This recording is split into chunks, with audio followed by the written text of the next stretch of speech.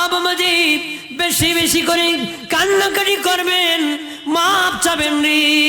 কত গুনাহ হয়েছে, কত বছর গুনাহ করেছেন, 10 বছর 20 বছর 30 বছর। বাবাজি মুসা নবীর যুগে বৃষ্টি হয় না, পয়গম্বর তো কালিমুল্লাহ। তখন লোকেরা আসিয়া বলে, মুসা বৃষ্টি হয় না, একটু আল্লাহর কাছে দোয়া করেন যেন বৃষ্টি নাজিল হয়। মুসা নবী উম্মত লইয়া খোলা মাঠের মধ্যে দোয়া করলেন, বৃষ্টির নামাজ পড়ে হাত বাড়ালেন বৃষ্টির জন্য। প্রথম দিন দোয়া করলেন, আল্লাহ বৃষ্টি দেয় না। দ্বিতীয় দিন আবার দোয়া করলেন, আল্লাহ বৃষ্টি দেয় না। তৃতীয় দিন আবার দোয়া করলেন, বৃষ্টি দেয় না। অথচ নবীগণ মুস্তাজাবুদ দাওয়াত, দোয়া আল্লাহ কবুল করে ফেলবে।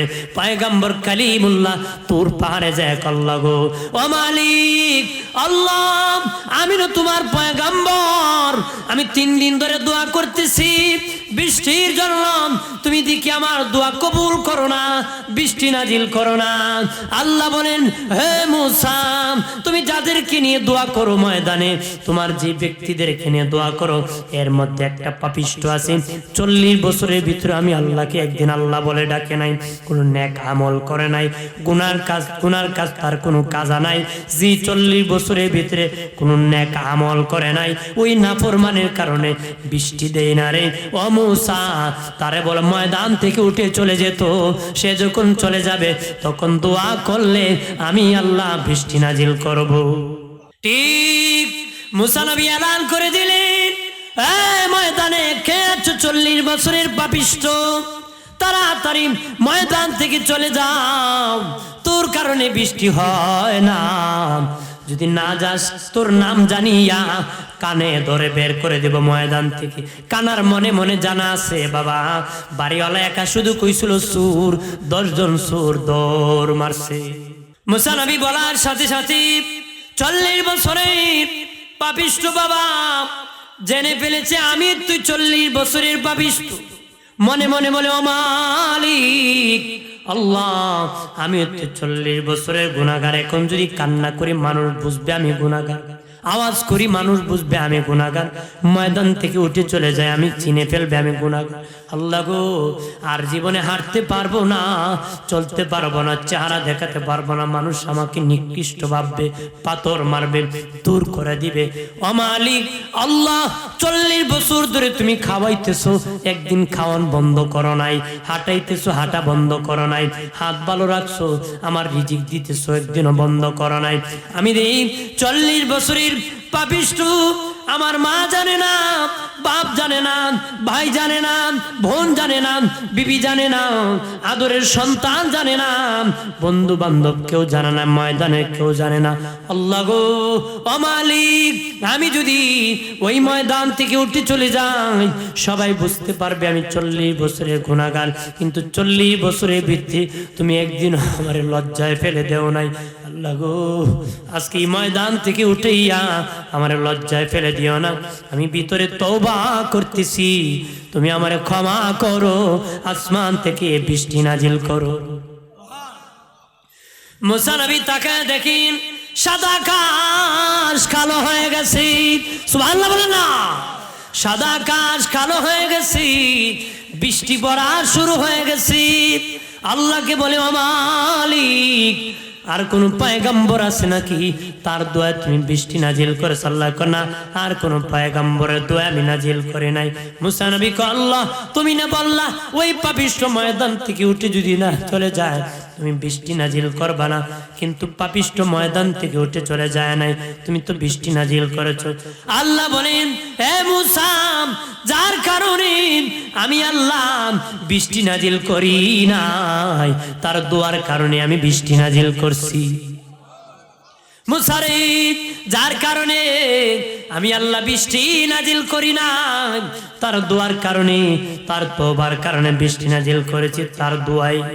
মুসা নবী আল্লাহ গো ও মালিক, যে লোকটা একটা ডাক দিয়ে তোমারে ভাও করে ফেলছে, তার চেহারাটা একটা নজর আমারে দেখায় দাও। আল্লাহ বলেন, হে মুসা, 40 বছর ধরে আমি খাওয়াইতেছি, সেদে পাপিষ্ট, কার সামনে তার চেহারা আমি প্রকাশ করি নাই, আজকে তো ক্ষমা করে দিয়েছি, তুমি মুসার সামনে তারে লজ্জায় ফেলে দিব না, তার পরিচয় আমি দিব না, তার চেহারা তোমার সামনে বাসাবো না। শুধু কি তাই, কবর তার গুনাহকে গোপন রাখবো, মিজানের পাল্লায় তার গুনাহকে গোপন রাখিয়া আমায় আল্লাহর জান্নাতের মেহমান বানাবো। প্রাণের বাবাজিরা রে, ও বাবাজি, এই জন্য অনুরোধ করে বলি, গুনাহ ক্ষমা চাও আল্লাহর কাছে। জীবনকে পরিবর্তন করো, পরিবর্তন। জমিন থেকে যেমন আগাছা ফেলে দাও, তোমার জীবন থেকে গুনাহকে ডিলিট করে দাও। ও বাবাজি, কবিরা কবিরা গুনাহ থেকে বাঁচতে হবে। মিথ্যা বলা কবিরা গুনাহ, গীবত করা কবিরা গুনাহ, জিনা করা কবিরা গুনাহ, ব্যভিচার করা কবিরা গুনাহ, নামাজ না পড়া কবিরা গুনাহ, দুর্বলকে জুলুম করা কবিরা গুনাহ, প্রবাসীকে জুলুম করা কবিরা গুনাহ, বাবাজি এতিমের মাল খাওয়া কবিরা গুনাহ, সুদ খাওয়া কবিরা গুনাহ, ঘুষ খাওয়া কবিরা গুনাহ, বাহিরে ভালো মানুষ ভিতরে পাপিষ্ট, এটা কবিরা গুনাহ, হারাম।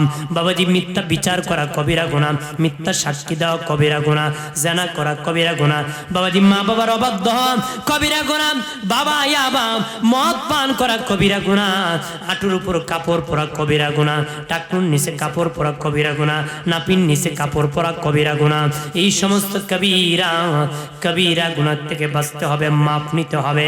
একটা কবিরা গুনার জন্য ৭,০০০ বছর আগুনে জাহান্নামের আগুনে জ্বলতে হবে, ৭,০০০ বছর জাহান্নামের আগুনে জ্বলতে হবে। এই জন্য বলি, মাপ চাও, তওবা করো কবিরাম কবিরাম। যদি ক্ষমা না নাও রে, মাপ না নাও, কবিরা গুনাহগারের কেমন ভয়ঙ্কর অবস্থা হবে জানুনি। বাবাজি হাসরের মাটি যদি দুনিয়ায় পরিষ্কার হয়ে না হয় কবরে যান, কি হবে জানেননি? যারা বাবা দুর্বলের প্রতি জুলুম করেছে, অত্যাচার করেছে, প্রবাসীর প্রতি জুলুম করেছে, তাদের হাত কেটে দেওয়া হবে, পা কেটে দেওয়া হবে, শাস্তি। তারা কিন্তু মুসলমান, কিন্তু কবিরা গুনাহগার, এই জন্য হাত কেটে দেওয়া হবে, পা কেটে দেওয়া হবে। আরেক দল জানোয়ারের, হাইওয়ান জানোয়ারের সুরতে আসবে, কিন্তু মুসলমান জানোয়ারের সুরতে উঠবে। তারা কারা? তারা বেনামাজি। এরপরে মিসুল জিবাল, একদল পেট পাহাড়ের মতন হবে। কেন? বিশাল বড় পেট নিয়ে দাঁড়াবে, অজাগর সাপ থাকবে বিশাল বড়, একসাথে অধিক পরিমাণ লোক যাবে। তারা হলো সুদখোর কবিরা গুনাহগার, মাপ চায় না, এই জন্য ভয়ঙ্কর অবস্থা হবে। আরেক দলের বাবা মুখ থেকে আগুন জ্বলবে, মুখ থেকে রক্ত ঝরবে, নারী ভুড়ি গুলা ঝুলে থাকবে, নারী ভুড়ি গুলা ঝুলে থাকবে, হেসরায়া হেসরায়া হাসরের মাটির দিকে যাবে। তারা কারা জানুনি? তারা কবিরা গুনাহগার। কেমন গুনাহ করতো? পাল্লায় কম দিত, ডান্ডায় কম দিত, মিথ্যার আশ্রয় নিয়ে ব্যবসা করতো। 39 কইতে কইতে 3 পাল্লা মাইরা 40 কইতো। কতক্ষণ আছে না? আমি নিজে দেখছি ছোট থাকতে, বেড়ায় দান মাপে কোন সল্লা সল্লা কি জানি কয়, কিভাবে কইতে কইতে 3টা দিয়ে ফেসে কয় 40। কত আছে না? নেওয়ার সময় বেশি নেই বাবাজি, দেওয়ার সময় কম দেন, এমন মাতাল আছে না? যেরকম আছে না, জাতে মাতে তালে ঠিক, জাতে মাতে। দেখ বেটা কলার চুরি কাটছে, একটা বাজারে বিক্রি করতো, নিত কান্দে করে নিছে, রাস্তায় এক ব্যক্তির কাছে বিক্রি করছে। তে কয় কত হালি আছে একটু গণনা দেব। তে গনতে গুনতে হঠাৎ করে 3টায় গণনা দেয়, কটা গণে? 3টা। যে বেটা কিন্তু বেটা ওই মা 3টা গণে লিছে। কদূর যা মাথাটা ঠিক না রে, 60টা গণে। একটু পরে আবার 3টা গণে, কই মা 3টারই আবার গনছ, কদূর মাথাটা ঠিক না। 3 নম্বর বার আবার 3টা গণে, কই মা 3টারই গণলা, মাথাটা ঠিক না। মাথায় এমনই ঠিক না, 5টায় গনতে পারলা না, 3টারই গণ খালি। তো খারাপ হইছে না রে, তোরে 5টায় গণ্য জানাইতা। আমার মাথা ও তো খারাপ হইছে না, তোরে 5টা আলিতাম। মাথা এরকমই খারাপ হইছে, 3টায় দিব। এটা দেখো জাতে মাতে তালে ঠিক। বেটা খো যাই হো, তাল গাছ কিন্তু আমার। তাল বেটা খুশিল বুঝাইতে পারলে তাল গাছ জ্বালাইব। হার রাত বেন্দে মানুষ বুঝেছে, বেন্যাবেলা হয় কুস্তি বুঝছে না।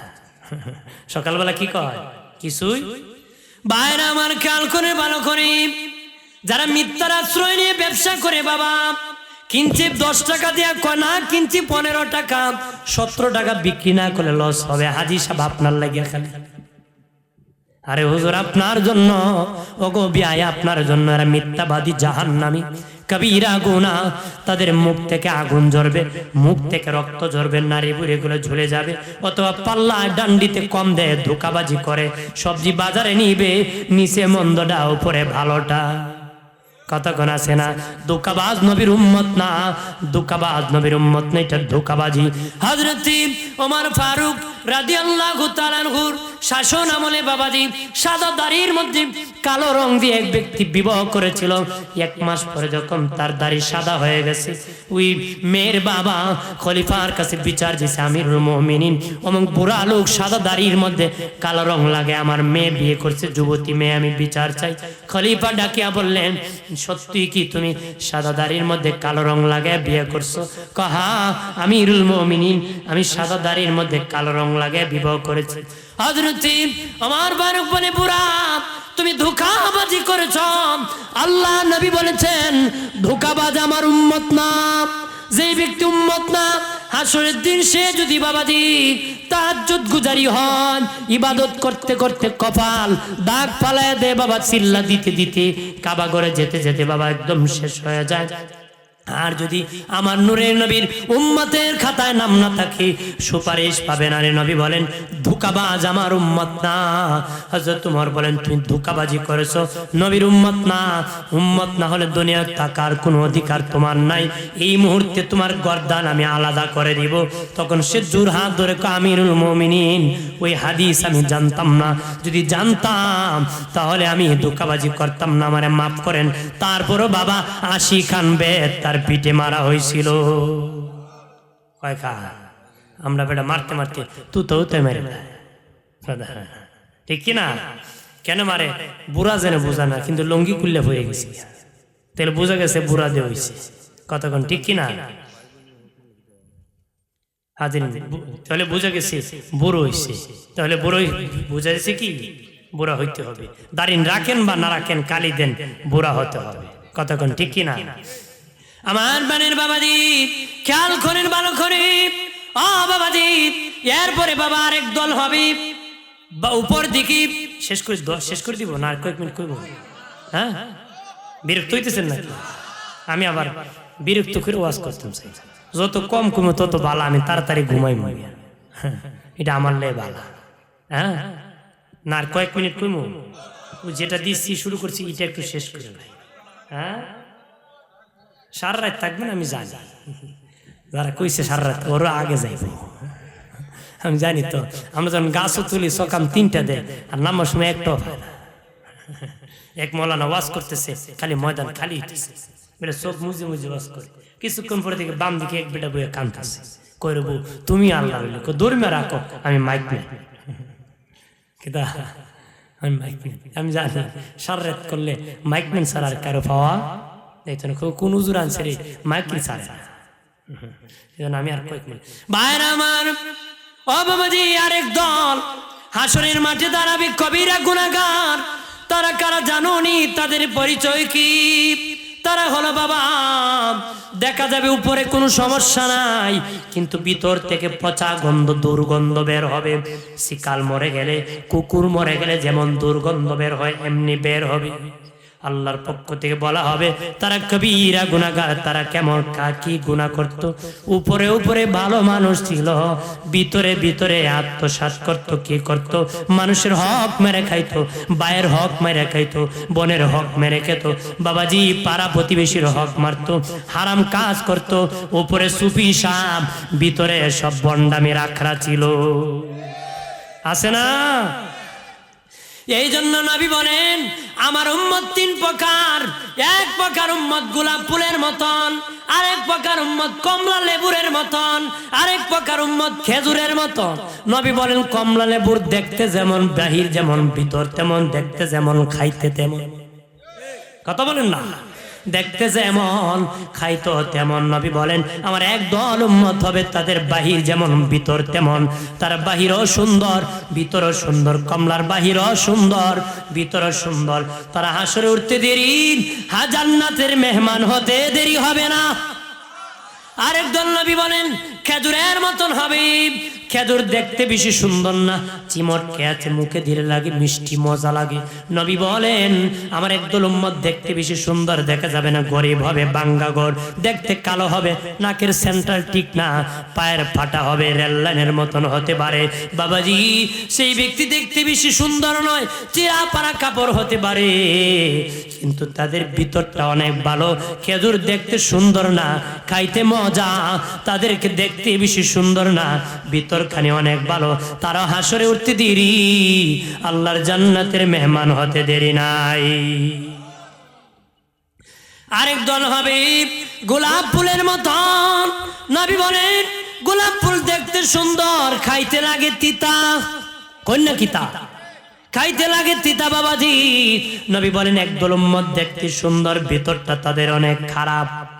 গোলাপ ফুল যেমন খাওয়া যায় না, তার ভিতরটা এমন তিতায় ভরপুর।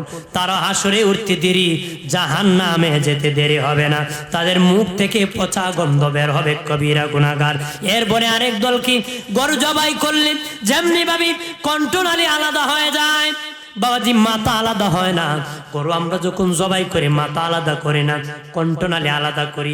ঠিক একদল মুসলমান কবিরা গুনাহগার কি হাসরের মাঠে জবাই করে দেওয়া হবে, গরু জবাইয়ের মতো জবাই করে দেওয়া হবে। অধিক পরিমাণ ব্যক্তি তাদের কণ্ঠনালী আলাদা করবে, কবিরা গুনাহগার। তারা কারা জানোনি? যারা মিথ্যা মিথ্যা বিচার করত, মিথ্যা সাক্ষী দিত। কে দিত? কই জায়গা আর আইতাম পারমিনি জানি না, বলে দেই যা বলা, কারণ জবাই করে দেওয়া এরকম তারা মিথ্যা বিচার করত। আমাদের সমাজে মিথ্যাবাদী বিচারক আছে না? মিথ্যা বিচার করে আছে না? আরে বাবা ডাইনা যায় একবার, বামে যায় একবার, আছে কি না? যারা মিথ্যা বিচার করে এরা আবার চালাক মা, গীতা খুব চালাক। ওই একটা গল্প করলে বুঝবেন কিরকম চালাক। ওই এক জায়গায় 4 ভাই আছে, 4 ভাই, আগে তো সোনের ঘর ছিল না, যে 4 ভাই আছে সোনের ঘর, লাখটা সোনের ঘর একসাথে। এই 4 ভাই মিলে একটা বিড়াল পালতো। এক বেচারা বোর সাথে লাগছে ঝগড়া। কার সাথে লাগছে? বোর সাথে। বোর সাথে ঝগড়া লাগলো, তুই গল্লে বেন্দন দলে এবারে দৌড়ে কতখানা আছে না। এবারে একটা লাঠি একটা নিচে, মেজাজ সরা ছিল তো, সামনে পাইছে একটা বিড়াল মারছে বাড়ি, বেড়ে গেছে উলাকে তেজ গুসা মুলাকে মারি দিছে বিড়ালে বাড়ি। বিড়ালের গেছে পা ভাঙা, বিড়ালের গেছে কি পা ভাঙা, পা যে ভাঙে গেছে, ব্যথা লাগছে, বিড়াল লাভ মারছে, দিয়ে গেছে তেলের ট্যাঙ্কিতে।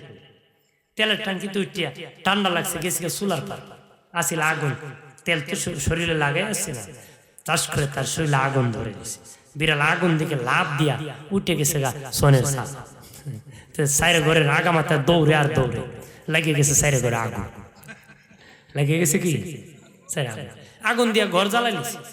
পরে 3 ভাই মিলে বিচার যায় করছে মুরব্বীদেরকে, যে হে বিড়ালে ফিরছে, বিড়াল তেলের টাঙ্কি পড়ছে, চুলার পারে গেছে, চাল উঠছে, আগুন লাগাইছে, হের কারণে ঘর জ্বলছে। হের কন আমরা 3 ভাইয়ের ঘর বানাই দিই। মুরব্বীরা কয় সত্যই তুমি ঘর জ্বালাইছো, তুমি বানাই দিবা। এই মনে মনে কয় আমারটা সহ 4টা বানাই লাগবে। কিতা করতাম? কয় ওই গ্রামের একটা কাকা আছে, যত বড় বিচারক ঘুরাইল, যত বড় বিচারক কি ঘুরাইল। কয় মুরব্বী সাহেব আমি বিচার মানি, তবে সানি বিচার চাই। আপনারটা মানি, তবে আমি আর একটা বিচার চাই ইজ্জত রক্ষাতে। তারা কয় ঠিক আছে, একটা সানি বিচার ব্যবস্থা করা হলো। বিচার হবে, অমুকের ইয়ে দাওয়াত করা যাবে, এর বাহিরে না। তখন করে না আমি অমুক করবো। 3 ভাই বুঝছে ওই সালানের আইব, এরা আগে আগে গেছে। 3 ভাই গিয়ে কো ভাই অমুক দিন বিচারে দাও। তে বেটা কয় কেমনে যাইতাম, খালি বিচারও যাই, আমার কি কোনো প্রয়োজন নাই? তোমার কি শাসি নাই? তারা তো দরকার, আমার তো একটা রুজুই শেষ না। দেখো চাচা দিমুনে কিতা দিবা? দিছে কত? 5000 দিছে। 1000 দিছে।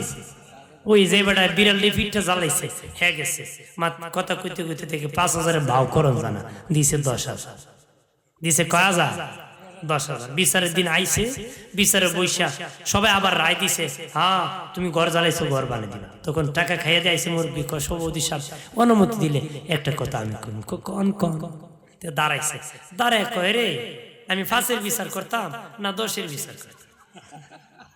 মানুষ কো না না আপনি দোষী বিচার করতে হেদে হেমনে মারছে এইটা তো বুঝাইছেন আপনি দোষের বিচার করো ঠিক আছে আমি দোষেরই কই ঠিক আছে কো জিগায় তোমরা তো আপন ভাই কো বিড়াল কয়ডারে কয় বিড়ালের ফা কয়ডারে কো 60টা কো তোমাদের চারে বাড়ি তুই বিড়াল ক ফা কয়ডা কো 60টা জনে কয়ডা পড়ে এরা কয় একটা কয় বাংসে কয়ডা একটা কয় হের তো হের ফাও ভাঙ্গি লাইছে সালো দৌড়ছিল বালা ফাও দৌড়ছিল না বাঙ্গা দৌড়ছিল বালা দৌড়ছিল পা আকাশের দিকে তারা কারা জানোনি তারা কবিরা গুনাহগার তারা হলো জেনাকুর যারা জেনা করেছে তাদের এমন ভয়ঙ্কর হবে যদি তওবা না করে মরে যান জাহান্নামে যাবেন এরপরে আরেক দল বাবা পেট আগুনে ভরপুর হবে অন্তর চোখে বাহ্যিক চোখে অন্ধ হবে তারা কারা জানোনি তারা এতিমের মাল খেয়েছে কবিরা গুনাহ এতিমের মাল খাওয়া হারাম ও বাবাজি এতিমের মাল খেয়েছে আমাদের সমাজে আছি ভাই মরে গিয়েছে বাতিজার সম্পদ চাচা বুঝায় যেন দখল করে ফেলেছে যদিও বাবা বিচার আদালত দলা করে দে আমি তারে খাওয়াইছি কম দামিটা দে দামিটা তার আন্ডারে রাখে তারা কবিরা গুনাহ বাবা তার বাবার সম্পদ তারে বুঝাই দিতে হবে এটা আপনার ন্যায্য অধিকার তার অধিকার ফিরাই দিতে হবে আর এতিমের মাল যারা খাবে পেট আগুনে ভরপুর হবে অন্তর চোখে বাহ্যিক চোখে অন্ধ হবে বাবা কবিরা গুনাহগার হওয়ার কারণে আরেক দল যক্কা রোগী হবে কুষ্ঠ রোগী হবে কবিরা গুনাহগার তারা কারা মা বাবার অবাধ্য শয়তান মা বাবার সেবা করে নাই দুনিয়ায় যদি মানুষ শয়তান দেখতে চান যে পোলা বাপ মারে খাওয়ায় না এরাই দুনিয়ার মানুষ শয়তান রাগ করছেন না এটা মিছা কথা না আমি সত্য কথা বলছি কোন কথা বলছি সত্য কথা এরাই মানুষ শয়তান বাবা মাকে খাওয়াতে হবে বাবা মার গোলামি করতে হবে বাবা মার ইবাদত করতে হবে বাবা মার সেবা করতে হবে না করলে কবিরা গুনাহ হবে আর যদি না করেন যক্কা রোগী হবেন কুষ্ঠ রোগী হবেন এরপরে আরেক দল বাবা তার দাঁতগুলা মহিষের সিংহের মতন হবে কবিরা গুনাহগার টুটগুলা পাহাড়ের মতন বড় হবে টুটগুলা পাহাড়ের মতন বড় হবে আর বাবাজি চেহারা কুচ্ছিত কালো হবে তারা কারা জানোনি তারা হলো মদকুর মদ খাওয়া কবিরা গুনাহ মদ খাওয়া কবিরা গুনাহ তারা নেশা করত এই জন্য তাদের এমন অবস্থা হয়েছে বাবা আবা খায় না ধরে কোন খায় না হে যুবক বাবা আবা কেন খান খায় লাভ আছে খাইলে বাবা বালা বেটার মেয়ে বিয়ে করতে পারবা তবু এর মতন মাতাললে কে বিয়ে দিত বলেন মদ খেলে মাথা ঠিক থাকে 3 মদকুর এক পুকুরের পারে মদ খাইছে ঠিক মতি যখন মাথা লইছে একটা আর একটা কই পুকুরে যদি আগুন লাগে মাছ কই যায় বুঝছেন মা মাথা লইয়া 2 নম্বর মাথা লেখো দুরু দেখোস না পুকুরের পারে কত বড় বট গাছ উঠি 3 নম্বর মাথা লেখো দুরু যা বট গাছে মাছ ওঠে না বট গাছে তো গরু ওঠে আপনার মদ খেলে মাথা ঠিক থাকে নয় বলেছেন শেষ জামানায় মদের নামও থাকবে না মদের বোতলও থাকবে না ভিন্ন নামে ভদ্রতার সাথে মানুষ খাবে এখন বাবার আকারে ইয়াবার আকারে মদের আকারে টান্ডার আকারে ট্যাবলেট আকারে ইনজেকশন পুশ করে দিতেছে সিরাপ খাওয়ার আকারে নেশা করে প্রত্যেকটি হারাম মদ খাবেন দাঁত মহিষের সিংহের মতন হবে টুট বড় বড় হবে অন্তর চোখে বাহ্যিক চোখে অন্ধ হবে জাহান্নামে যাবে এটা কবিরা গুনাহ কি গুনাহ কবিরা গুনাহ এটা করবেন নাকি করবেন না ছেড়ে দিবেন যদি খায় কেউ বুঝাবেন যারা খাও বাবা ছেড়ে দাও ইজ্জত তোমরা বাড়বো আল্লাহর কাছে বাড়বো মহল্লাবাসীর কাছে আমি পায়ে ধরে যুবক বলি তোর বাবার কাছে তোর দাম বাড়বে তোর ফ্যামিলির কাছেও বাড়বে তার আত্মীয়র কাছে বাড়বে তোর গ্রামবাসীর কাছে মহল্লাবাসীর কাছে ইজ্জত বাড়বে আল্লাহ কয় আমার কাছেও তোর ইজ্জত বাড়বে সুবহানাল্লাহ কর না কবিরা গুনাহ করবে এটার সর্বশেষ হলো আরেক দল নূরের চেহারা নিয়ে দাঁড়াবে নূরের মিম্বরে তারা কারা আওয়াজ আসবে তারা হকের দাওয়াত দিয়েছে হকের পথে চলেছে হকের আলোচনা করেছে তারা ন্যায় পথে চলেছে ন্যায় কথা বলেছে তারা আমাকে খুশি করার জন্য দৌড়াইছে এজন্য তারা ভিআইপি সুবহানাল্লাহ না তাহলে কবিরা গুনাহ করলে তওবা করতে হবে এই সমস্ত গুনার কথা আমি উল্লেখ করেছি কেন যার যেটা বেদি আছে সেটাকে ফেলে দিতে হবে শেষ কথা হলো আমরা যেন তওবা করি আল্লাহর কাছে আল্লাহ কান্না করলে পছন্দ করে মাফ করে দেয় বুড়া লোক যখন কান্দে আল্লাহকে আমার শরম লাগে আমি মাফ করে দিই বুড়া লোক যখন বুড়া হয়ে ইবাদত করে না, আল্লাহকে আমার কষ্ট লাগে, এর বুড়া বানাইলাম, তারপর আমার ডাকে না। জন থাকতে না ঘুরাইলো, আমার শক্তি দেওয়া, আমার দেওয়া শক্তি দিয়ে ঘুরছে, এখন তো ওরে আমি বুড়া বানাইছি, তখন আমার ডাকে না, আল্লাহকে আমার বড় কষ্ট লাগে। কিন্তু বুড়া মানুষ যখন আল্লাহকে ডাকে আর কান্দে, আল্লাহকে আমার শরম লাগে, আমি মাফ করে দিই। সুবহানাল্লাহ। যেন ডাকাডাকি বন্ধ করবেন না, বিরক্ত হবেন না। মা বোন, যুবক বন্ধু, আসেন সালাম জানাই ইয়া নবী।